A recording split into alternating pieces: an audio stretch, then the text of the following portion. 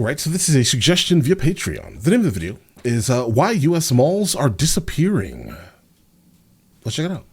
Shopping malls in the U.S. were once known for their massive department stores, endless fast food courts, and as a Friday night hangout for teens. But with the rise of online retailers and the demise of the department store, it is a challenging time to be a mall owner.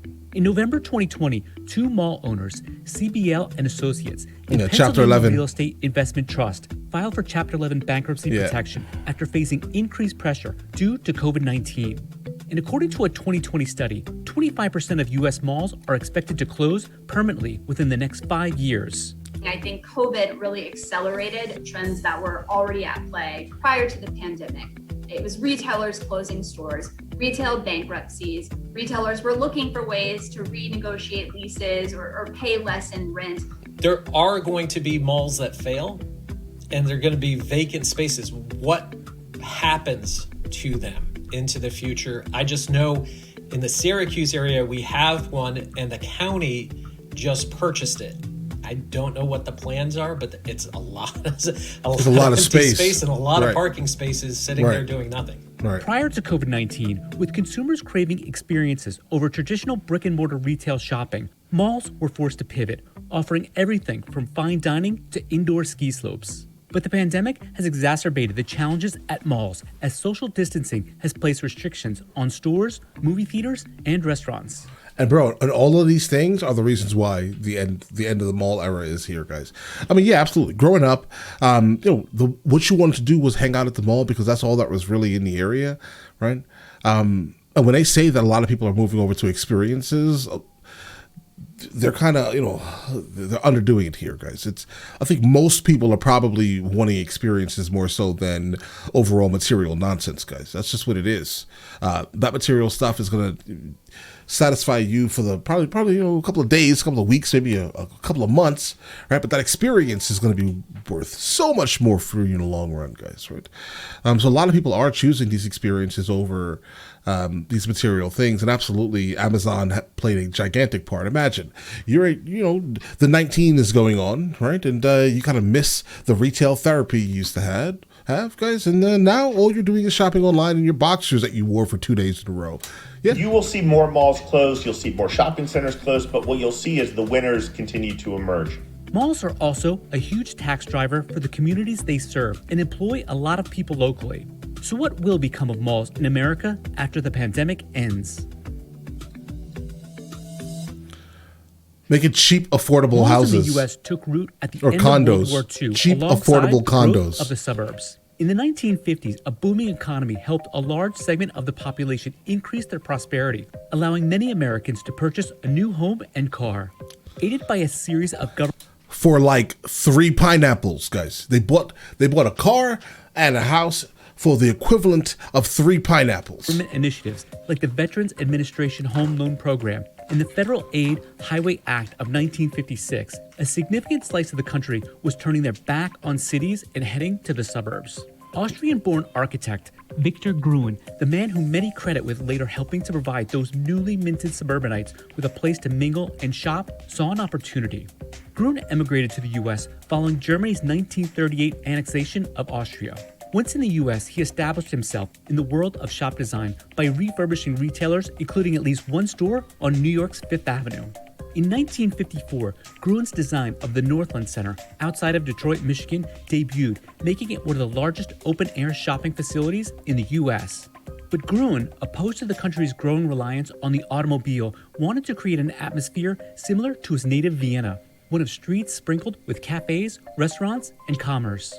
In 1956, his design of the Southdale Shopping Center opened in Edina, Minnesota. The fully enclosed mall had a 2-level design featuring 72 stores and anchored by 2 major department stores. The space also had 5,000 parking spaces and central air conditioning. The modern mall was born. You'd load up in a station wagon and you drive to the mall, and everybody in the family would get that one thing they needed while the family was there. More than 40,000 people attended Southdale's opening day. The venue was largely considered a success and was soon replicated across the country. By 1960, there were 4,500 large shopping centers in the U.S. By 1987, malls and shopping complexes accounted for over 50% of all U.S. retail sales. and they were becoming part of pop culture too, used as a backdrop for movies like Back to the Future, Mallrats, and Terminator 2, and even as a springboard for musical acts. And malls were getting bigger. In 1992, the Mall of America, the largest mall in the US, opened, adding attractions like roller coasters and an aquarium. But the Guys, keep that in mind. In 92, that was the biggest mall in the world.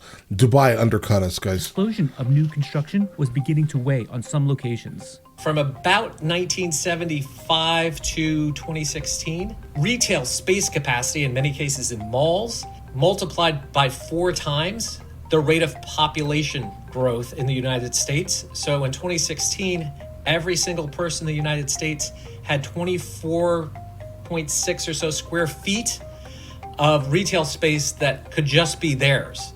The rise of big box stores like Walmart, discount retailers like HomeGoods, and the transition to e-commerce weighed on malls too.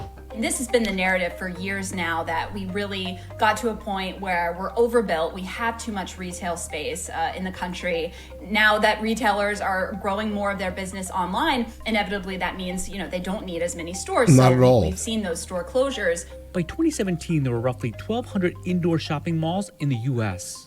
And yet, if you look at retail pre and post the credit crisis, before the credit crisis, people used to walk around in t-shirts that say, I way overpaid for this t-shirt. Suddenly, after the credit crisis, they were all going for these things, the phones, spending thousands of dollars on a phone that they used to get for free.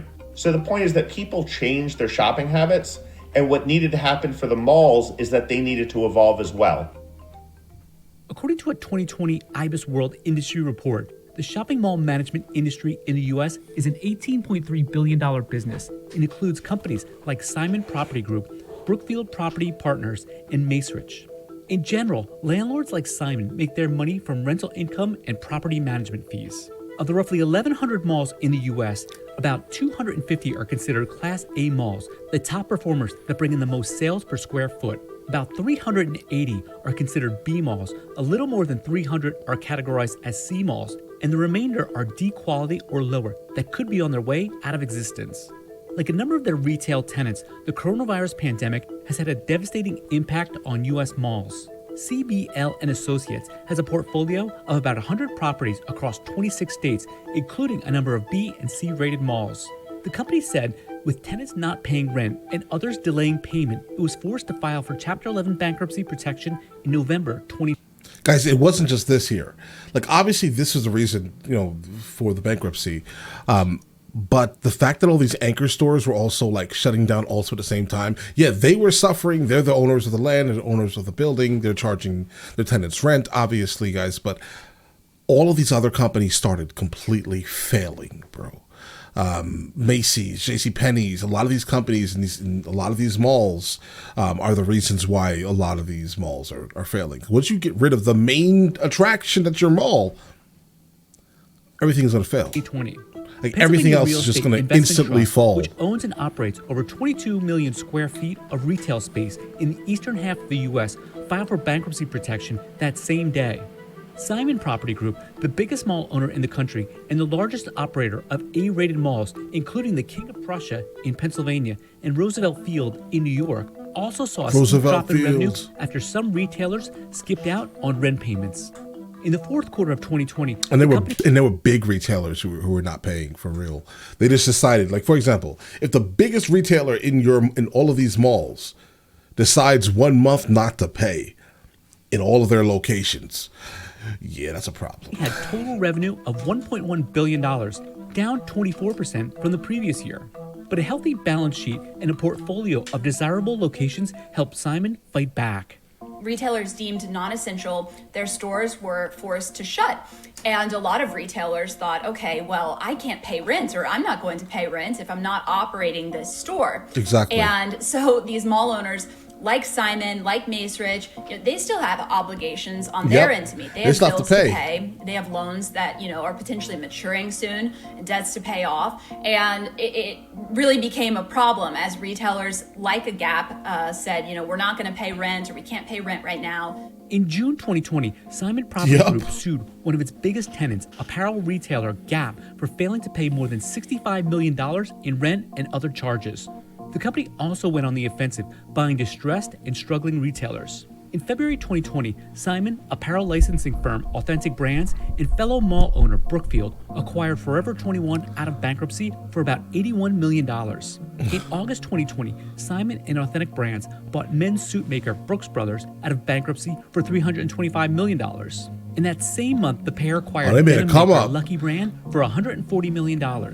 And in December 2020, the company partnered with Brookfield again to purchase JCPenney out of bankruptcy for an estimated $800 million. And Simon placed a big bet. Bro, they just made like one of the biggest come ups in history, guys. Easy. On the future of luxury malls, if it works. In December 2020, the company acquired an 80% interest in rival high-end mall owner Taubman Center. Taubman owns 24 malls, including a handful in Asia, that have stores like Tiffany, Gucci, and Prada. But unfortunately, there are a lot of centers that don't fit that high profile and that have lost their competitive edge. The thing about Simon is they've been really focused on maintaining it, and that's both been through a combination of culling the lower productive centers, as well as making sure that they keep investing in their top centers to ensure that those centers remain dominant in their respective trade areas. While malls in the U.S. were struggling and shutting down prior to COVID-19, according to an August 2020 report by CoreSite Research, the pandemic has accelerated that trend. The research group said that an estimated 25% of U.S. malls could close over the next 3 to 5 years. Some experts think that number could go even higher. I think everyone agrees that we will get to a point where there are fewer malls in America. You know, some experts have pegged that we have roughly 1,100 malls today. Maybe we only need 25% of those. We're already seeing, it's fascinating, the stronger getting stronger, and their vacancy rate is very low, right? It's single digit. And the reason for that is because that mall is crazy. Tenants are realizing where the traffic is, and they are leaving their traditional, let's just say, mall locations and moving into stronger malls, whether it be A plus. And according to analysts, the locations likely to survive are those well-capitalized, A-rated malls that offer more than your traditional shopping experience. Right. The Phipps Plaza Mall in Atlanta, run by Simon Property Group, houses brands like Saks Fifth Avenue and Tiffany's. The mall is opening a Nobu hotel and restaurant in a 90,000 square foot Lifetime Athletic Center and a 13-story Class A office building. The Northgate Mall in Seattle, also run by the group, has shops like Nordstrom Rack and has plans to launch an NHL Seattle corporate complex with 3 ice skating rinks, 1,200 luxury multifamily residences, and hotels. It's not just, hey, we're a mall and all we do is offer mall product, right? It needs to be much more than that if you're going to attract people. We're a retail center. We're a dominant part of the community. How can we make sure we get more than our fair share of the commerce that's in that market? And that's why you see them branching into restaurants, right? Adding things like hotels, experiences, guys, apartments, office, other uses to the mall. A lot of these malls, as they're finding new uses and a way to repurpose them, it's going to be case by case. I think you have to go into the town. Guys, the apartment thing would be crazy. And that's what a lot of these mall owners are doing right now, and seeing what the town needs. Is it a medical office building or a school potentially, or a church, more office space, or maybe a new residential community? Guys, hear me out. A mall converted, let's say they convert 20% of the mall to very specific condos, right? So we have condos, or maybe not condos, apartments. So it's consistent money, not just one lump sum, right? So apartments with a grocery store inside the mall, then all other types of amenities inside the mall for people that are even outside of those apartments could actually, partake in, right? And they have this community built, guys. That'll actually be solid, guys. I didn't mean to give you guys a solid business plan, but that actually sounds pretty good, guys. According to analysts, other ways malls could remain relevant, like a gas station outside too, to essential services they would never leave. Provide steady cash flow and stable occupancy in areas like healthcare and grocery stores. Last mile fulfillment centers could be an option for some too. According to an August 2020 news report, mall owner Simon Property Group was in talks with Amazon about potentially turning some of its former Sears and JCPenney locations into warehouses. A potential obstacle is the locations may need to be rezoned by local governments for industrial use. And top-performing malls have seen a glimmer of good news too. According to Placer.ai, while mall visits in the best performing malls plummeted in the spring of 2020, they climbed over the summer and into the early fall. A December rebound to the mall was led by holiday shoppers. The issues facing the malls and retail really are not tenant driven, they're capital driven. Malls, like fashion, are very expensive. You got to spend a lot to look good. And certainly when you look at malls, if you don't have the capital to make sure that your facilities and your offering and just the building appeal isn't top tier, you start to lag, and then that affects your ability to lease. And at some point, it becomes sort of a downward spiral that's hard to get out of. Guys, all I can tell you right now is that I am all for some of these places going away. I mean, I'm not for like the concept of like a whole lot of people losing a lot of money, or even people who are involved in any of like the commercial REITs or residential REITs. I don't want them losing money, obviously, because they're just like you and I, right? But like these gigantic investors, guys, I don't know.